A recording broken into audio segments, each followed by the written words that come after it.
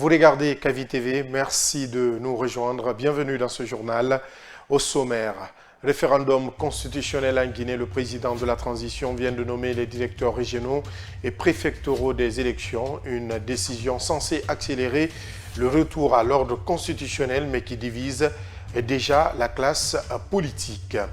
Et puis, lutte contre le trafic de drogue, saisie de 89 cartons de médicaments prohibés et plus de 300 kilos de chanvre indien dans la préfecture de Forekaria. C'est un coup de filet réussi par la compagnie d'intervention de la police aux frontières CIPAF avec l'appui du commissariat central de Forekaria et de la CMIS 17. Voilà pour le sommaire.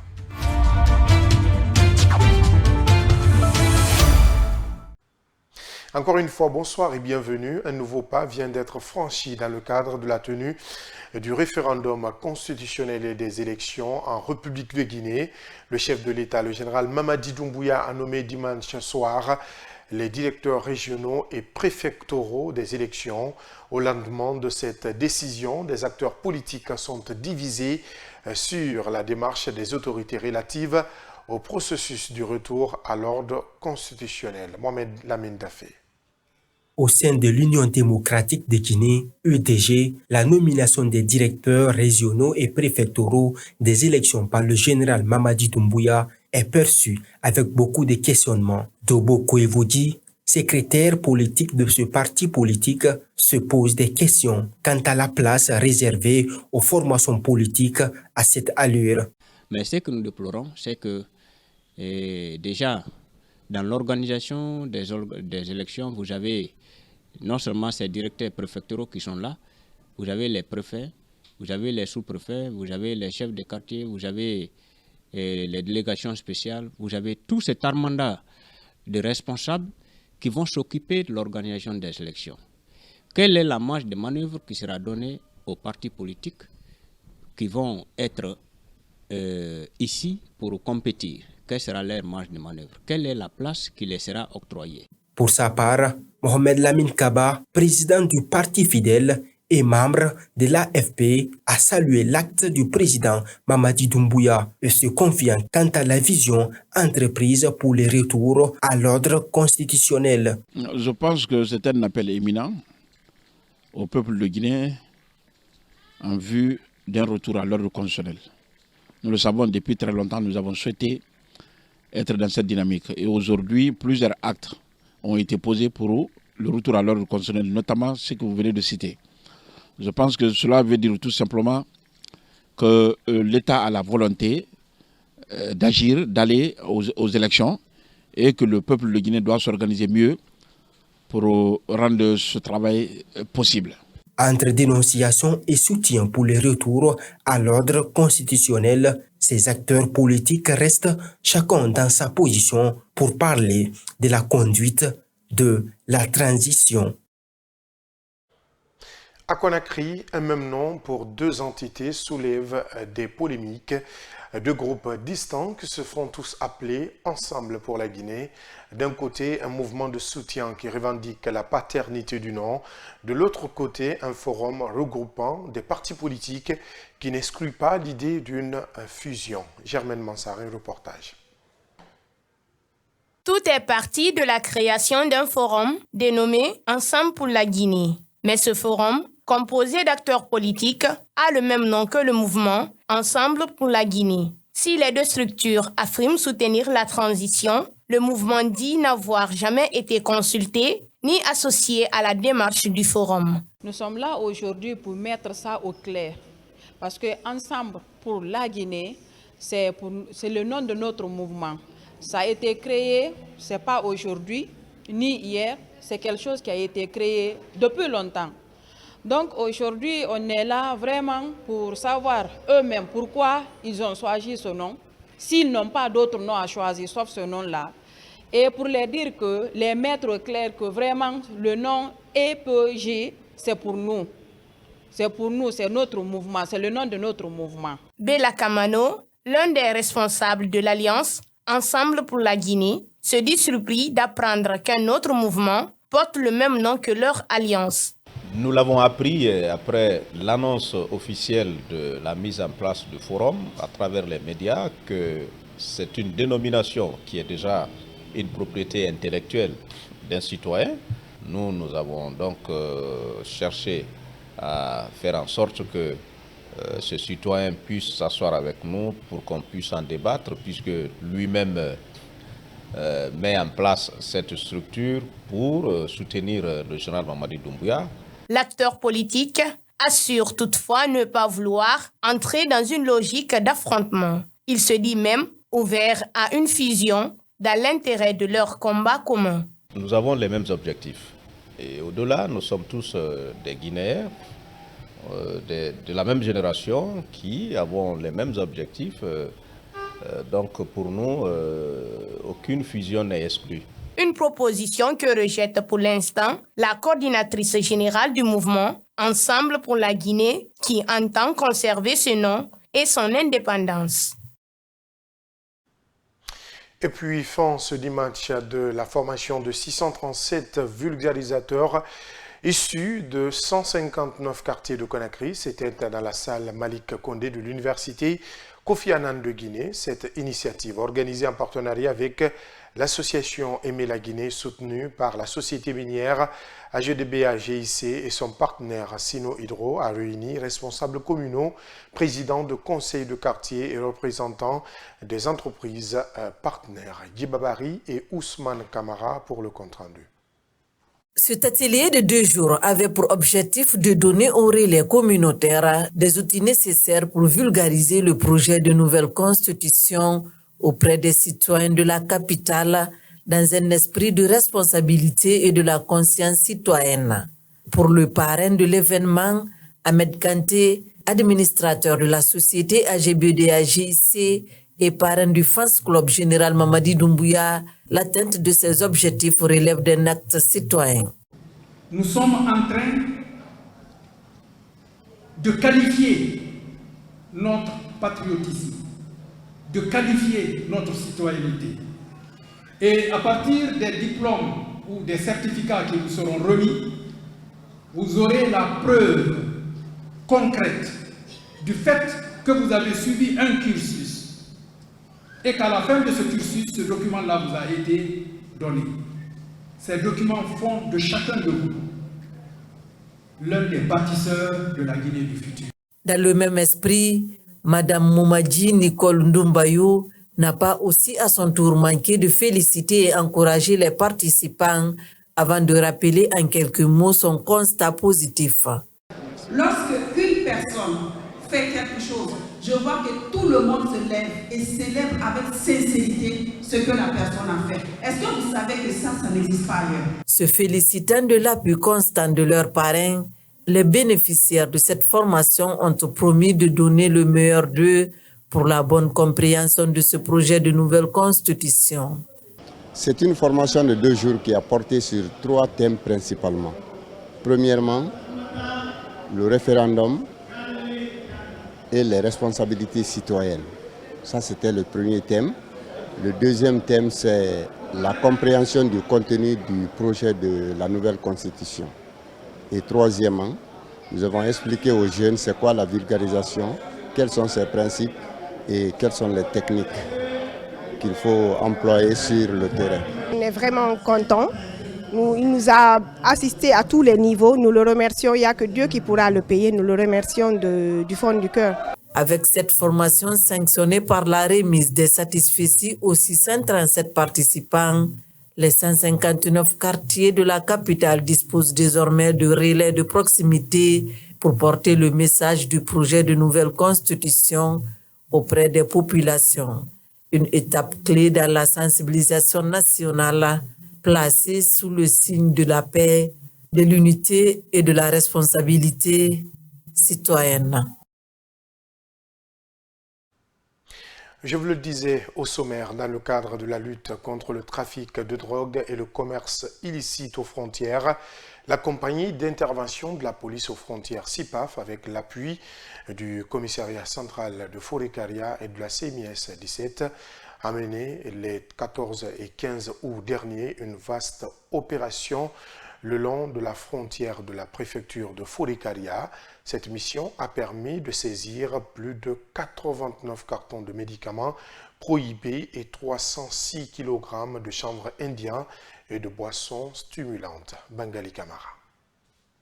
L'opération qualifiée de coup de poing de la CIPAF s'est déroulée dans les zones stratégiques de Mendifou et Kekutaya, situées à la frontière guinéo-sierra-léonaise. Des zones qualifiées de passage clandestin utilisées par des trafiquants pour acheminer des produits interdits vers le territoire guinéen.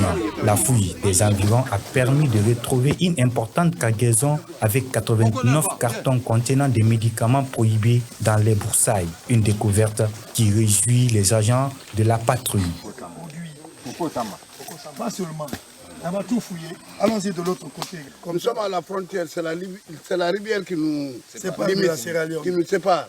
On est en pleine brousse comme ça. Ah oui. On a retrouvé des lots de médicaments. Dans le district de Kafou, dans Moussaya, une autre saisie de 306 kg de chanvre indien a été également faite par cette mission d'envergure. Une quantité aussitôt transférée et sécurisée au commissariat central de Forikaria en présence du procureur et le préfet de la localité. J'encourage M. le commissaire qui a mis tous les moyens à leur disposition pour une justice souveraine. Je les encourage de partir. Le commandement est derrière lui. Pour qu'on a 116 points de rentrée. On ne peut pas compter le dire. Mais leur arrivée va nous donner la touche à nous. Cette nouvelle saisine illustre l'impact croissant des actions de la CIPAF, une unité récemment mise sur pied dans le but de sécuriser les zones frontalières et démanteler les réseaux criminels transnationaux. Les opérations se poursuivent dans les zones sensibles avec une intensification des contrôles et une vigilance renforcée. La Guinée a accueilli ce lundi à l'aube la dépouille du journaliste Daouda Taban-Silla, décédé vendredi dernier en Tunisie. À l'aéroport international Ahmed Sékou Touré, la ministre des Postes, des Télécommunications et de l'Économie numérique, la directrice générale de la radio-télévision guinéenne et des collègues du défunt étaient tous présents pour la réception du corps. Suivez cet extrait de Rose pour la Prismo et de Makeme Bamba au micro d'Ansou Bailo Baldé. La Guinée vient de voir un de ses dignes fils tomber, disons, l'arme à la main, comme un homme vaillant, un homme plein d'expertise, un homme plein d'amour pour sa nation, qui aime son travail, qui le faisait avec professionnalisme, qui aime ses proches et qui a toujours servi avec beaucoup d'engagement. C'est une immense perte pour la République, pour le monde pour la presse.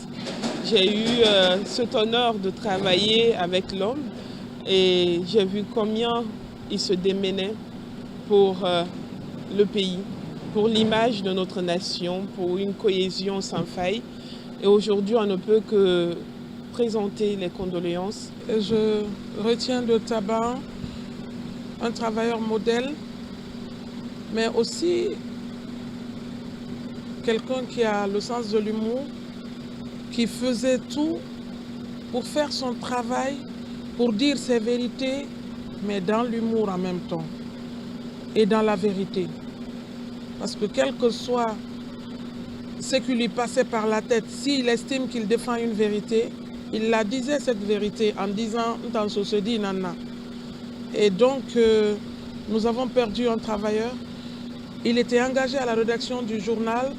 Vous avez compris par le passage du ministre du Plan, celui de la ministre des Télécoms, mais qui était au plan, donc avec qui Taban a travaillé, qui a laissé tout tomber pour venir à l'aéroport à pareille heure, pour venir accueillir le corps de Taban. Daouda Taban-Silla qui rejoindra sa dernière demeure mercredi, où un dernier hommage lui sera rendu à l'hôpital de l'amitié sino-guinéenne. Les Pakistanais vivant en Guinée ont célébré le 78e anniversaire de leur indépendance ce dimanche à Conakry, une cérémonie placée sous le signe de la convivialité, marquée par des prières et des moments de partage. Reportage Khadija Kaba. C'est dans une atmosphère de cohésion et de fraternité que la communauté pakistanaise de Guinée a commémoré le 78e anniversaire de son indépendance. Une immense joie pour Shahid Hussein, pakistanais vivant en Guinée. Tous les frères sont rencontrés. C'est au lieu de notre indépendance, 14 août. Mais quand on est le dimanche, on est rencontrés pour activité pour le pays. Au-delà de la fête, cette commémoration a été aussi l'occasion d'exprimer de la solidarité face aux pertes en vie humaine enregistrées récemment au Pakistan. Nous, on sommes trop contents. Guinée, c'est comme notre deuxième maison. Nous, on est trop contents ici. Beaucoup de Pakistanais font beaucoup de positifs rôles en Guinée. Il y a un problème là-bas, 300 quelques personnes sont mortes. Nous seulement préparons tous nos cœurs et c'est pas tranquille. Comme ça c'est déjà programmé, nous faisons ça pour cela, nous ne faut pas mettre musique, nous ne faut pas faire danser, il n'y a rien à faire. Seulement, après, vous devez voir que nous faisons la prière pour la Gaza. Des Guinéens ont également pris part à la cérémonie pour témoigner de leur amitié et fraternité envers la communauté pakistanaise. Parmi eux, Cheikh Aliou. C'est un pays ami à la Guinée. Et il y a beaucoup de Pakistanais qui vivent en Guinée. Et j'ai été invité pour venir commémorer leur indépendance avec eux. Et ce qui fait que j'ai été très ravi de venir. La célébration du 78e anniversaire de l'indépendance du Pakistan s'est achevée par des échanges chaleureux entre Pakistanais et Guinéens, renforçant les liens de proximité entre les deux peuples. Sport à présent, le premier match des huitièmes de finale de l'Afro-Basket masculin 2025 s'est joué ce lundi entre la Guinée et le Mali. Le début de rencontre a tourné à l'avantage des Maliens qui ont largement dominé le premier quart-temps, 25-12. Par la suite, le spectacle s'est animé avec un festival de tirs à 3 points des deux côtés, notamment grâce à un Alpha Diallo en grande forme. Mais malgré tout, le dernier mot est revenu au Mali qui s'impose de justesse 70-67. L'aventure s'arrête donc là pour la Guinée dans cette compétition. Parlant toujours du Mali, le 18 août 2020, des militaires prenaient le pouvoir à Bamako, renversant le président Ibrahim Boubacar Keïta. Depuis, le régime issu de ce coup d'État est toujours en place. La promesse d'une transition courte n'a pas été tenue. Pour l'heure, sur le plan militaire, le pays a rompu ses alliances avec ses partenaires et s'est rapproché de nouveaux partenaires. 5 ans après le putsch, la menace djihadiste reste persistante et la promesse d'un nouveau Mali tarde à se concrétiser. Amanatou Diallo. 5 ans après le renversement d'Ibrahim Keïta, les militaires maliens sont toujours aux commandes. Après un deuxième coup d'État en 2021, les militaires ont installé un pouvoir durable sans calendrier électoral précis. Depuis les premières heures de la prise du pouvoir en 2021, la junte promettait une transition courte, des réformes profondes et un retour rapide à l'ordre constitutionnel. Mais 5 ans plus tard, ces promesses semblent éloignées de la réalité. La priorité est donnée à la lutte des groupes armés dans le nord et le centre du pays, mais les résultats peinent à suivre. Le retrait des troupes étrangères, notamment françaises, a laissé le champ libre aux nouveaux partenaires. La Russie est devenue un allié stratégique avec le déploiement de combats étrangers sur le terrain. Ceux-ci ont revendiqué des victoires comme la reprise de la ville de Kidal. Mais dans plusieurs zones rurales, les groupes djihadistes conservent leur emprise. Les violences se poursuivent et les atteintes aux droits humains sont régulièrement dénoncées par des organisations civiles. Sur le plan politique, le projet de transition de 18 mois s'est effacé au profit d'un pouvoir renforcé. La tenue du référendum constitutionnel en 2023 a plongé le processus sans réelle garantie à la normale. Cette semaine encore, une nouvelle tentative de coup d'État a été signalée dans la capitale, illustrant la fragilité interne du régime. Le climat reste marqué par l'incertitude, alors que les institutions régionales ont été bousculées. Le Mali, avec ses voisins dirigés eux aussi par des régimes militaires, a quitté la communauté économique des États de l'Afrique de l'Ouest CEDEAO le 29 janvier dernier, formant l'Alliance des États du Sahel AES. 5 ans après leur arrivée au pouvoir, les autorités de Bamako s'inscrivent désormais dans la durée. Mais pour une bonne partie de la population, les attentes restent fortes, notamment en matière de sécurité, de développement et de la liberté politique. Et la promesse d'un Mali nouveau demeure pour l'heure un projet inachevé. C'est la fin de ce journal. Grand merci à vous qui l'aviez suivi. À très vite sur Kavi TV, la télé du développement et de l'entrepreneuriat.